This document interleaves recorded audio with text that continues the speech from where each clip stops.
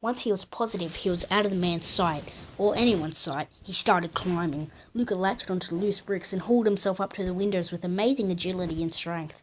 Anyone peering out their window would see a little boy bounding across it and above to the roof. Once he was on the roof, he bolted over to the air duct and leaped onto the neighbouring building.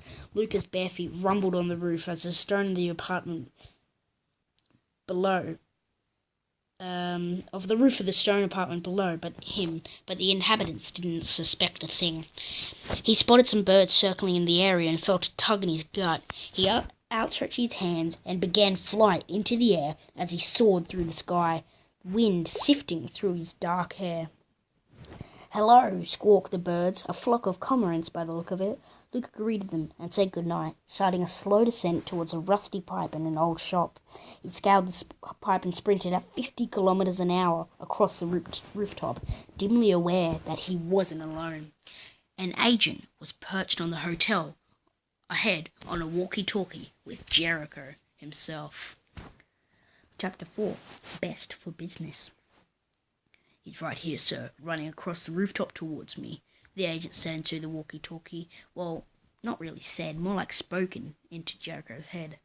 He was sort of creeped out by those things, those agents. He shuddered at the thought of those faceless people in black suits and the way they never really spoke, but somehow you knew what they were trying to say. "I'll be there any minute, just..." Jericho thought of what to say. "Just hold him off. After all, he is only 9 years old."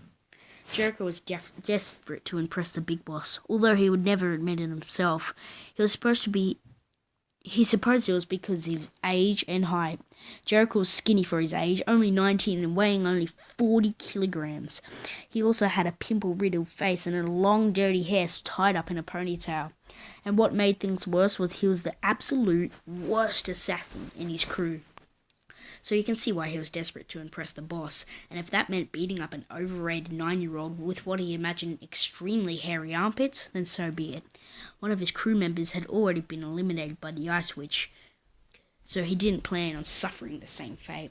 "Hey brother, how are you doing today?" his co-worker Dave shouted. "You ready to kill ourselves a 9-year-old? The people in the room stared at them. "You're not coming, Dave," Jericho grunted to Dave, staring at chunks of food in Dave's matted beard. Jericho knew Dave was going to find out a way to sneak out of the office and come with Jericho. So when he saw Dave sneakily following behind him, Jericho didn't stop him. Chapter 5. First Agent.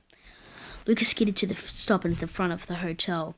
Well, he was actually looking at the side of it, but there, on the edge of the building, guarding an open window where the building meet, was an agent. Lucas' dad told him how to distinguish an agent from a normal person.